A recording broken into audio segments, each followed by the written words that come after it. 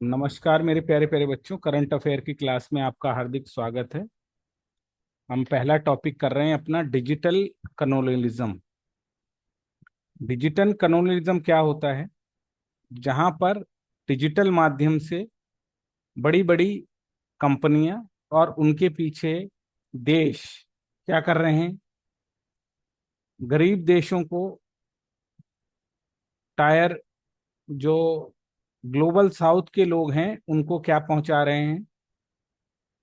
उनके हितों का हनन कर रहे हैं। उसको रिलेटेड ये आर्टिकल है और इसमें कुछ मेंस के प्रश्न आ सकते हैं जिसको हम देखने की कोशिश करेंगे। तो डिजिटल कलोनलिज्म क्या होता है और इसको आपको कैसे याद करना है, ये हम देखते हैं। तो पहले मीनिंग देखते हैं। Digital colonialism describe how a dominant tech companies primarily from developed nation use digital platform. Platform मतलब गूगल। डेटा एक्सट्रैक्शन, कैसे डेटा चुराती हैं। इंफ्रास्ट्रक्चर को कंट्रोल कर लेती हैं। To exert economical, political and social power over least developed nation for their population. तो भाई इंफ्रास्ट्रक्चर पे कंट्रोल, ऐप पर कंट्रोल, वेबसाइट पे कंट्रोल, जो जीपीएस है उस पे कंट्रोल, और फिर उस देश के इकोनॉमिक, पॉलिटिकल और सोशल स्ट्रक्चर को क्या करती हैं? परेशान करती हैं। This phenomena creates a technological dependencies, access, exert vast amount of user data, data को ले लेती हैं for profit, and market influence can stifle local innovation खत्म हो जाता है। इक्वलिंग हिस्टोरिकल पैटर्न, उसी तरीके से बात चलती है जैसे पास्ट में चल रही थी। Of the resources exploitation and unequal power dynamic. तो ये इसका पूरा का पूरा एक चित्र है कि किस तरह से क्या किया जाता है, डेटा का एक्सट्रैक्शन किया जाता है।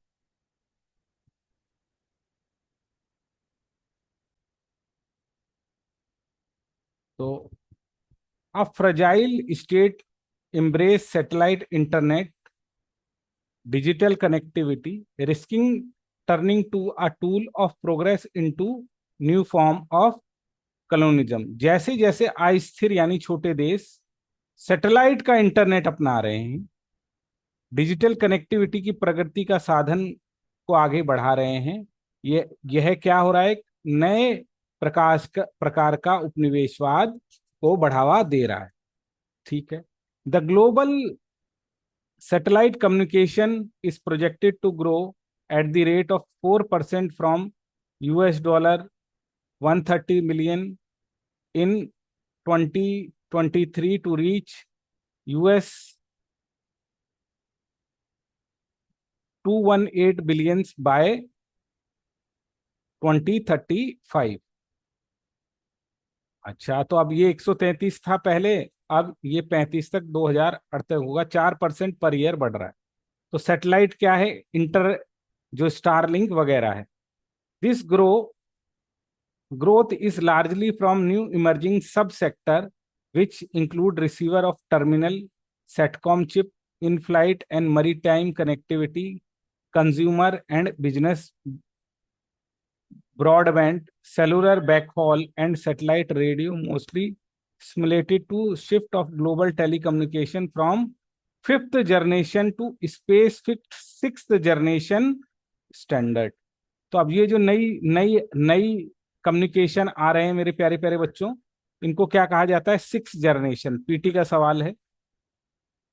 This growth is largely newly emerging सब सेक्टर, जिसमें क्या हो रहा है? रिसीवर नए तरीके के आ रहे हैं, टर्मिनल नए तरीके से आ रहे हैं, सेटकॉम आ रहे हैं, फ्लाइट में भी बैठ के आप बात कर सकते हो, समुद्र में भी कनेक्टिविटी बढ़ेगी, कंज्यूमर और बिजनेस का ब्रॉडबैंड की कनेक्टिविटी बेहतर होगी, सेलुलर बैकहॉल होगा, सैटेलाइट रेडियो के माध्यम से आएंगे। तो इसको क्या कहते हैं?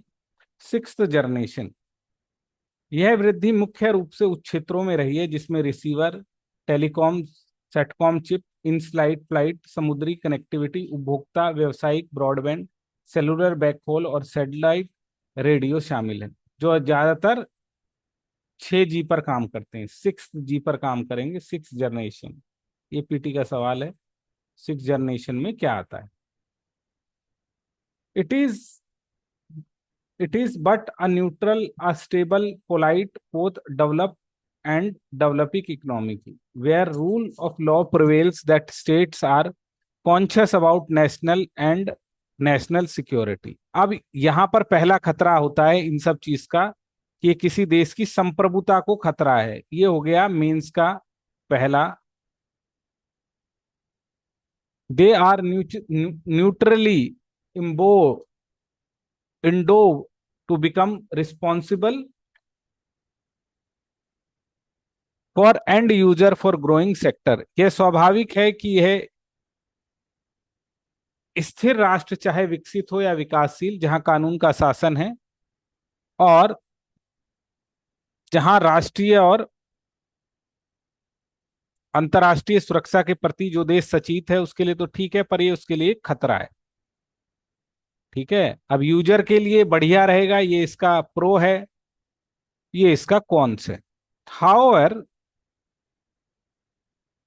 when a certain friction within the political and economic fragile state, जब देश कोई कमजोर है पॉलिटिकली और economic, whether the ruling establishment or opposition, western commercial entities or civil society express eagerness for such satellite communication system, especially at the time of civil unrest, is brew within them an unsettling development।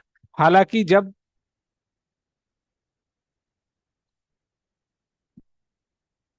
एक राजनीतिक और आर्थिक रूप से अस्थिर राष्ट्र में, चाहे वो गुट सत्ताधारी हो, तो किसी देश में अगर तानाशाही है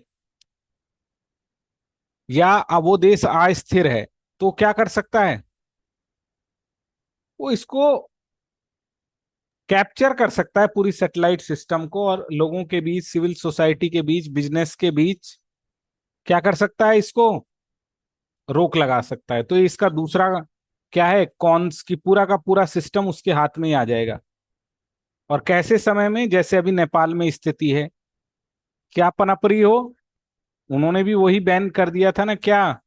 सोशल मीडिया साइट्स जी। सोशल मीडिया व्हाट्सएप और सारे। सैटेलाइट ही वो कर लेंगे।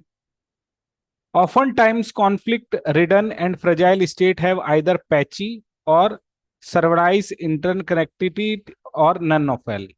तो क्या करते हैं जो वीक स्टेट होते हैं, वो क्या करते हैं? या तो सर्विलेंस कर लेते हैं इसके ऊपर, या कनेक्टिविटी के इशू कर देते हैं। अक्सर संघर्षग्रस्त और अस्थिर राष्ट्र या तो कमजोर निगरानी और निगरानी वाले कनेक्टिविटी होती है। तो जनता का क्या कर लेंगे? जनता के ऊपर कंट्रोल का माध्यम है। ये इसका एक कौन हो सकता है? The internet denied areas as good internet unconnected areas. ये इसका प्रो है कि भाई सैटेलाइट का वो एरिया इससे कनेक्ट हो सकता है जहां पर क्या हो, जहां पर इंटरनेट ना आ रहा हो। रिमोट एरियाज जो है। जैसे ये बताते हैं, ऊंचाई पर जाना जब पड़ता है, कहाँ पर? पहाड़ी क्षेत्र। पहाड़ी क्षेत्रों में। मैं समुद्रों में भी नहीं होता। हाँ, मैं भी एक बार मिर्जापुर गया था, तो नीचे उतरूं तो इंटरनेट ना है, और सिर्फ मैं ना 2 मंजिल जितनी पहाड़ी थी, बस 2 फ्लोर, वहां चलूं तो एकदम इंटरनेट काम करे, और 2 मंजिल नीचे उतरूं पहाड़ी से, इतनी ही तो ना चले। तो मैंने कहा ये तो भाई गजब है कहानी। थोड़ा ऊपर चढ़ो तो आ रहा है, 20 कदम ऊपर चढ़ जाओ 30 कदम इंटरनेट, और 30 कदम नीचे उतरो तो ओ कुछ भी नहीं आ रहा है, फोन भी नहीं हो रहा है। तो ये है Starlink, which contemporaries offer low tenancy, high bandwidth, and intercoverage across the attractive option from the brittle state। तो स्टारलिंक और उसके समकालीन पेशकश करते हैं जो कम विलंबता से, उच्च बैंडविड्थ से, कमजोर राष्ट्रों के लिए एक आकर्षक विकल्प हो सकते हैं। तो ये विकल्प है भाई फार फलांग एरिया में, दूर दराज के एरिया में क्या हो सकते हैं, ये सपोर्ट दे सकते हैं। ये इसका एक प्रो है। Fraction interest being custodian of such services very well known, they cannot be control the data generated at their nation would lose on telecom internet and digital sovereignty। पर खतरा है कि जैसे ही ये होगा, पूरा का पूरा टेलीकॉम सेक्टर, इंटरनेट सेक्टर और उनकी जो डिजिटल संप्रभुता है, यानी वो अपने इंटरनेट को, वो अपनी पूरी दूर संचार की जो सोवरेनिटी है, संप्रभुता, उसको खो देंगे। ये देखो, ये खतरा है इसका, ये इसका कौन सा है, क्या है ये इसकी बुराई है कि अगर हम स्टार लिंक को लेकर आते हैं वीक देश, तो पहला, तानाशाह का या सरकारों का जनता के प्रति क्या हो जाएगा, दबाने में उसका काम कर किया जाएगा, उसको रोक लगा दी जाएगी। और दूसरा, डिजिटल सोवरेनिटी का इशू है, डिजिटल संप्रभुता का इशू है, पर दूर दराज के इलाकों में बढ़ जाएगी, बिजनेस बढ़ जाएगा, सिविल सोसाइटी इंपावर हो जाएगी कि वह दूर संचार सेवाओं को रेगुलेट नहीं कर पाएंगे। They would not able to regulate the telecom services, and which would give space to the several non-state actor to use them in various licit and illicit end। तो भैया, दे राज्य जब उनको कंट्रोल नहीं कर पाएगा, तो जो ये आतंकवादी हैं या अन्य वो हैं, वो भी इसका वो कर सकते हैं। ये तीसरा कौन से, कि हम रेगुलेट करने की शक्ति खो देंगे स्टारलिंक को, और वह इसका वैध और अवैध तरीके से भी प्रयोग कर सकते हैं। जैसे पता है, कारगिल के टाइम पर हमको क्या नहीं मिला था, जीपीएस लोकेशन हाँ, का पता ही नहीं चल रहा था। At the absence of peace, orderness and rule of law, such as various service would be to be more bane more than boon for this vulnerable economy. तो जहां पर तानाशाही देश है, सरकार मजबूत नहीं है, जहां पर शांति नहीं है, व्यवस्था नहीं है, कानून का शासन नहीं है, वहां पर कमजोर देशों के लिए ये एक अभिशाप हो सकते हैं। क्लियर हुई बात, ये इसका समस्या है, प्रॉब्लम। तो अब स्टारलिंक को करेंगे, भारत भी स्टारलिंक को लेकर बड़ा उत्साहित है। Satellite based internet required a specialised maintenance, technical and service payment. उपग्रह आधारित इंटरनेट में विशेष रखरखाव तकनीक और सेवा भुगतान की आवश्यकता होती है, जिसमें आर्थिक रूप से अविकसित देशों में क्या आ जाएगा, वित्तीय बोझ, ये इसकी एक समस्या है। नेक्स्ट समस्या, बहुत पैसा देना पड़ेगा, which depends on continuous economic commitments and financial burden। This is the problem for weak, economically weak countries। Fragile state for those where the average monthly income of ruler is less than US $100 to 150। तो जो देश गरीब हैं, ग्रामीण हैं, जिनकी आय कम है, उनको तो बड़ी समस्या आएगी। On the face of it, such as economics vulnerable countries are perhaps seeking satellite internet for equitable growth, economic progress and और eliminating poverty। तो फायदा ये है कि भाई इंटरनेट सब जगह चला जाएगा, तो वो ये लोग कह रहे हैं कि भाई इंटरनेट का सब तक पहुंच हो जाएगी, इकोनॉमिक प्रोग्रेस हो जाएगी और गरीबी का रिमूवल हो जाएगा। ये इसका प्रो है कि कमजोर देशों को ये लगता है कि समान विकास हो जाएगा, गरीब में आर्थिक प्रगति होगी और गरीबी उन्मूलन हम कर पाएंगे। ये इसका प्रो है, लेकिन पैसा देना पड़ेगा ना, ये इसका फायदा है। The network are not come cheap but either a steep financial and political cost or both. यह नेटवर्क सस्ते नहीं आते, बल्कि भारी वित्तीय और राजनीतिक लागतों के साथ आते हैं, या दोनों के साथ। तो सरकार कॉम्प्रोमाइज हो जाएगी, आपका देश कॉम्प्रोमाइज हो जाएगा। ये देखो, बुनियादी ढांचा बहुत ही महंगा है इसका, स्टारलिंक का। The cost of Starlink infrastructure remain extremely expensive in fragile state. Starlink जैसे बुनियादी ढांचे की लागत बहुत स्थिर बनी हुई है। However such satellite terminal cost approximately $500 to $600 per unit without monthly subscription fees ranging $50 to $150। अभी कितना महंगा है, $50 भारत को पड़ेगा $2500, 2500 नहीं, $3500। हालांकि ऐसे इंटरनेट टर्मिनल, टर्मिनल होता है जो इसका सेट लगेंगे या लॉजिस्टिक लगेगा, लॉजिस्टिक जो लगेगा वो $500 से $600 का लगेगा, वही जो आपको लगाते हो ब्रॉडबैंड का बक्सा। और मासिक सदस्यता महंगा है, बहुत महंगा है।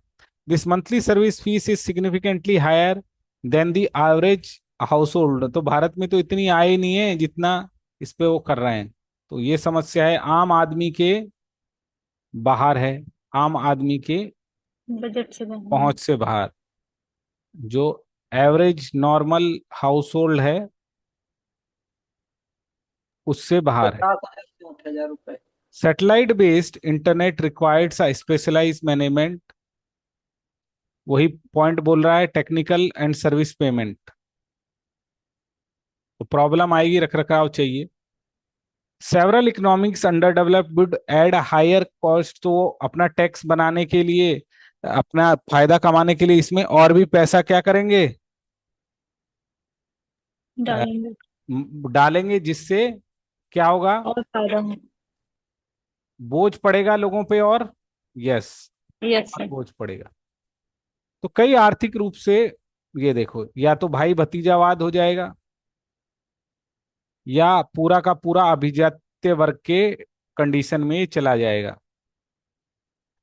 तो यह डिजिटल डिवाइड को प्रमोट करेगा, जिन लोगों तक ये पहुंच जाएगा।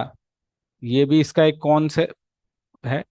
हम सोच रहे थे डिजिटल इक्वालिटी लाएगा, नहीं, यह दूर करने के बजाय विभाजन की ओर बढ़ सकता है, ये इसकी एक समस्या है।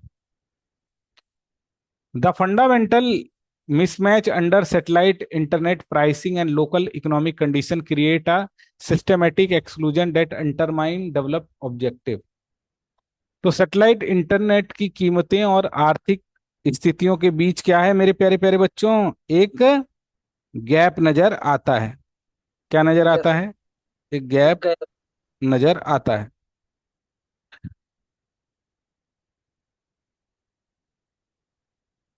The affordability gap merely temporary market imperfection, structural features that persist irrespective of deployment of scale of technological improvement।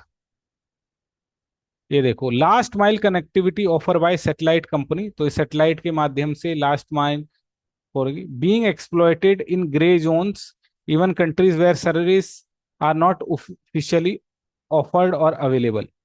कंपनियां, उपग्रह कंपनियां दिए जाने वाली अंतिम मील की कनेक्टिविटी या उन देशों में दुरुपयोग किया जा रहा है। देखो, इसका ऑलरेडी कंपनियां दुरुपयोग कर रही हैं, ये भी इसका एक कौन से। देखो, स्टारलिंक पर आरोप लगाया है यूएस सीनेटर ने न्यू हैम्पशायर पर। ये देखो, स्टारलिंक के टर्मिनल टेलीफोन और ऑनलाइन फ्रॉड कर रहे हैं म्यांमार के अंदर।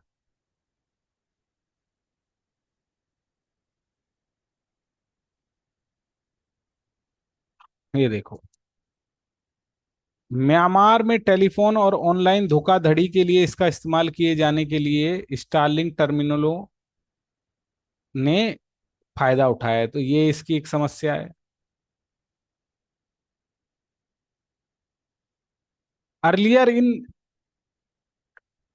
2025 India repatriate over 500 of its citizen kidnap into force crime by cyber scammer from Myawaddy cyber scam company compounds. तो भैया इसी के माध्यम से भारत ने घोटाले हुए थे, साइबर घोटालों में इसका प्रयोग किया गया था। देखो, तो भैया इसका इसमें भी घोटालों में प्रयोग होने लगा है। This compound the operator by transactional organise crime group इसका फायदा उठा रहे हैं। Were found to be using Starlink terminal making use of roam ultimate service offer internet connection for 2 month across South Asia. तो स्टारलिंक ने पूरे South Asia में connection दे दिया था, जिसका क्या हो गया, जिसका फायदा असंगठित अपराधी उठा रहे हैं। ये भी इसकी एक समस्या है। तो रेगुलेट करने की ताकत देशों की समाप्त हो गई है। External and internal depth in Bangladesh continues to rise with nearly US $100 billion owned to companies such as China, Japan and world bank and Asian development bank. तो भैया देखो, कर्जा बढ़ा रहा है पहले से ही, और ये इंटरनेट और कर्जा इन देशों का बढ़ाएगा। अब आओ, what are the odd organised crime in Sudan, Yemen, and Bangladesh? Read to same textbook are those in Mayawadi, especially since all these country are कर लेंगे। तो तब क्या होगा जब ये इन देशों में आ जाएगा। The conflict in Yemen has eroded government revenue base. तो सरकार का जो अपना पहले से ही पैसा इन देशों में सरकार के पास नहीं है, और जब वो वहां पर स्टारलिंक आ जाएगा तो उन पर फाइनेंशियल दुरेस आ जाएगी। A funding conflict has redirected vital fund from health care and education. ये देखो, हेल्थ केयर और एजुकेशन के लिए फंड नहीं है, तो समस्या आएगी। तो तेल पर निर्भर सूडान पहले से ही है, उदाहरण देता है सूडान का। यहाँ समस्याएं आ रही हैं, बुनियादी सेवा चरमरा रही है। तो ये बता रहा है कि दुनिया एजुकेशन और हेल्थ पे खर्च ना करके किस पे खर्च करने की कोशिश कर रही है, स्टारलिंक और इंटरनेट पर, जो कि क्या आ सकता है, समस्या, जिससे क्या हो सकती हैं, जिससे समस्याएं हो सकती हैं। तो अब इसको आप कैसे दूर करेंगे? इंटरनेशनल मॉनेटरी फंड के ऋण संकट कार्यक्रम कुछ देशों की भागीदारी में उनके वित्तीय स्थान को दर्शाती है, जिससे महंगे उपग्रह निवेश आर्थिक रूप से संदिग्ध हो जाते हैं। The on going financial commitment required for satellite reduce transparency interest cost and inmate operation of domestic building. अब आओ, एक और समस्या इसमें आती है कि भैया तंत्र खरीद को दरनिकार करके इसमें पारदर्शिता कम हो जाती है, लागत बढ़ती है और घरेलू क्षमता। तो जो जो इंडियन कंपनीज हैं या लोकल कंपनीज हैं, वो क्या इससे compete कर पाएंगी, जिसने अपने सैटेलाइट लगा रखे हैं? बोलो। नहीं सर। नहीं कर पाएंगे। तो धीरे धीरे तो धीरे धीरे हम क्या हो जाएंगे, उन्हीं के डिफरेंट ऊपर हो जाएंगे। निर्भर हो जाएंगे। गूगल भी उनका, सर्च इंजन भी उन्हीं का, ऐप का भी 10% देना पड़ता है। कोई भी खरीद फरोख्त होती है तो गूगल प्ले स्टोर को सीधा 10% जा रहा है। इंडिया ही कंपनी सर्विस देने वाली है, इंडियन कंपनी, इंडियन ही यूजर खरीदने वाला है। बस ऐप ऐप की कॉस्ट कि उसने अपना ऐप गूगल पे पर लिस्टेड कर रखा है, इसका 10% जाता है। हमारा 10% कटता है जो आप फीस देते हैं डायरेक्ट, और एजुकेशन में 18% जीएसटी है।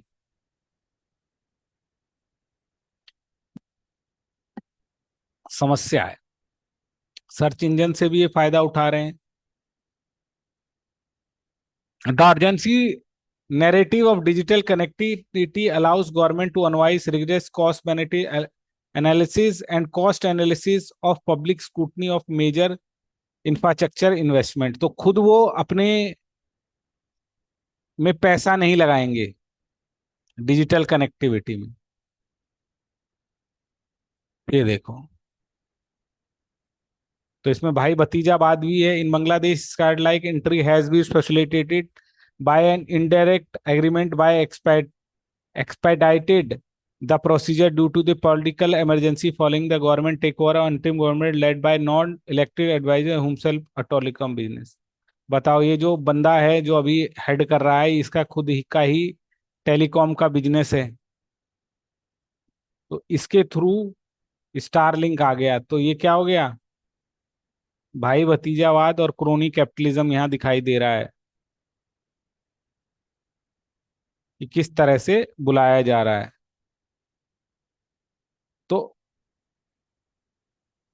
digital modernization serve as the accumulated of social capital associated with cutting edge technology which is vital for international position and digital legitimacy। अत्यधिक आधुनिकरण सामाजिक पूंजी एक तरीका है कि अत्यधिक तकनीक से जुड़ा जाए और अंतर्राष्ट्रीय स्थिति को और घरेलू वैधता को बनाने के लिए एक महत्वपूर्ण साधन है। यही होता है। इसीलिए लोग आजकल सोशल मीडिया की एड पर ज्यादा पैसा खर्च कर रहे हैं, क्योंकि वो अपनी छवि को कैसा दिखाना चाहते हैं? बेहतर, बेहतर से बेहतर। अब इसमें स्टार लिंक आ जाएगा तो उनको रिवेन्यू जाने लगेगा, वो इन्फ्लुएंस करने लगेंगे।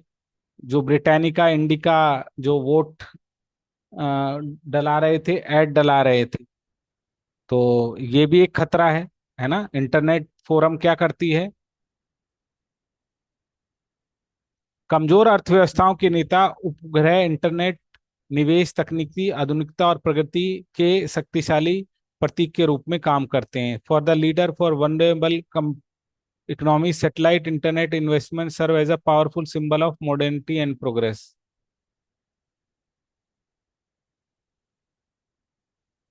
Similar to this sentiment, developing countries are often engaged in the phenomena called technological leapfrogging, where the bypassing the preliminary stage of technology development to the implement of state of art technology। तो मूलभूत चीजों पर तो ध्यान देते नहीं है तकनीक, सीधा ही स्टारलिंक को बुला रहे हैं। तो ये एक शॉर्टकट है जिससे क्या होगा? उनका इंफ्रास्ट्रक्चर डेवलप नहीं होगा और वो उसके ऊपर निर्भर रहकर रह जाएंगे। और सारे का सारा जो पैसा है वो इनके पास आ जाएगा। इसके पास डिजिटल सोफिस्टिकेशन और एलीट के पास आ जाएगा और ये इसका यूज करने लग जाएंगे। लोकल लोगों को कोई फायदा नहीं होगा और वह अपनी अंतर्राष्ट्रीय स्थिति और घरेलू को आगे बढ़ा देंगे। डिजिटल मॉडर्नाइजेशन, इंटरनेशनल पोजीशन और डोमेस्टिक। तो खतरे हैं ये सब। These unregulated devices could facilitate extra sovereign espionage, enable unauthorized communication to hostile group। तो ये पहले ही पढ़ चुके हैं। जो आतंकवादी देश हैं, आतंकवादी लोग हैं, इन तक इनकी पहुंच आ जाएगी, ये खरीद लेंगे। तो निगरानी सारी विदेशी देशों के द्वारा हो जाएगी, जो हमारे लिए, एक देश के लिए क्या है? सर्विलेंस कैपेबिलिटी, सुरक्षा की चैलेंज दिखाता है। Despite official ban and threat of several sanction bye ruling fractions such as Houthi and juntas who are not enjoy popular opinion globally, considering underground network have emerged to facilitate access। तो भैया Houthi और जुंता जैसे आतंकवादी संगठन जिनको कोई legitimacy नहीं है, वो भी स्टारलिंक पर हैं। बताइए, तो क्या पूरा का पूरा ये भू राजनीतिक इन्फ्लुएंस कर सकता है? The answer is yes. तो क्या ये लॉ ऑर्डर बढ़ाने में मदद करेगा या लॉ ऑर्डर को फेल करने में? फेल करने में। फेल करने फेल की कर तरफ भी जा देगा। सकता है। इसीलिए हमको क्या करना चाहिए मेरे प्यारे प्यारे बच्चों? बाहर से नियंत्रण हो रहा है, पैसा जा रहा है, हम अपना इंफ्रास्ट्रक्चर डेवलप नहीं कर पा रहे हैं, इंटरनेट, हमारी डोमेस्टिक मार्केट खत्म हो जाएगी, हमारा फिस्कल घूमेगा, जासूसी, आतंकवादी रेगुलेशन दूसरे के द्वारा समस्या, और स्थिर और वीक नेशनों में तो और भी समस्या आ सकती है। यह बात आपका ये आर्टिकल कह रहा है। क्या कह रहा है? ये आर्टिकल कह रहा है। क्या इतनी बात समझ में आई? बोलो मेरे प्यारे प्यारे बच्चों। Yes sir. ओके। तो भारत को क्या करना है? मुद्दे हैं भारत के लिए पूरे। जो ग्लोबल साउथ है वहां पर इससे और असमानता बढ़ेगी, नेशनल सिक्योरिटी का इशू आएगा, हमारा डेटा वहां चला जाएगा, लोकल जो हमारे विज्ञापन है, रिटेल है, न्यूज है, बड़ी बड़ी कंपनियां ये सारा प्राइस शिफ्टिंग कर लेंगी, नेटवर्क हमें मिल नहीं पाएगा। इसी को डिजिटल क्या कहते हैं मेरे प्यारे प्यारे बच्चों? मोनोपोली। अभी ऐप स्टोर उनके हैं, Google, Microsoft Windows, Facebook, Twitter उनका है ना? वो आपने एक आर्टिकल पढ़ा था, वैश्विक निगरानी पूंजीवाद, कि आज की डेट में जो कैपिटलिज्म है वो डिजिटल डिजिटल के रूप कैपिटलिज्म। से आगे बढ़ रहा है ना? इसके अलावा फिर जब उनका कब्जा हो जाएगा तो वो सिर्फ ये स्टारलिंक की बात नहीं है, ये गूगल की भी बात है, ये फेसबुक की भी बात है, ये ट्विटर की भी बात है, ये ऐप स्टोर की भी बात है। ये फिर क्या कहते हैं, वो किस तरह से ग्लोबल कैपिटलिज्म को बढ़ावा देंगे इसकी बात है। और फिर ये कल्चरल इंपीरियलिज्म को ही बढ़ावा, एक तरह का ही कंटेंट को प्रमोट करेंगे जो उनका कंटेंट है। यस या नो? शुरुआत में जैसे फेसबुक ने कहा था हम फ्री बेसिक ला रहे हैं, सब लोगों को एजुकेशन या फ्री देंगे, कुछ इंटरनेट की साइट फ्री आएंगी, लेकिन असलियत में परोपकार नहीं है ये उनका। फ्री बेसिक वगैरह है, रिलायंस ने भी कोशिश की थी, इसके जरिए वो अपनी पहचान बढ़ाना चाहते हैं। तो भारत को क्या करना चाहिए? भारत ने तो को देखना चाहिए, भारत का तो अपना ही एक लॉ है, digital protection private act. Data protection 2023, कि डेटा हमारा बाहर ना जाए, मोनोपोली ना आए किसी एक की भी देश की। हमने एक open network for digital commerce लेकर आए हैं, हम अपना ही प्रोजेक्ट चला रहे हैं। तो हमें ध्यान रखना चाहिए कि भाई हमारा डिजिटल सोवरेनिटी का इशू क्या मेरे प्यारे प्यारे बच्चों? खड़ा ना हो।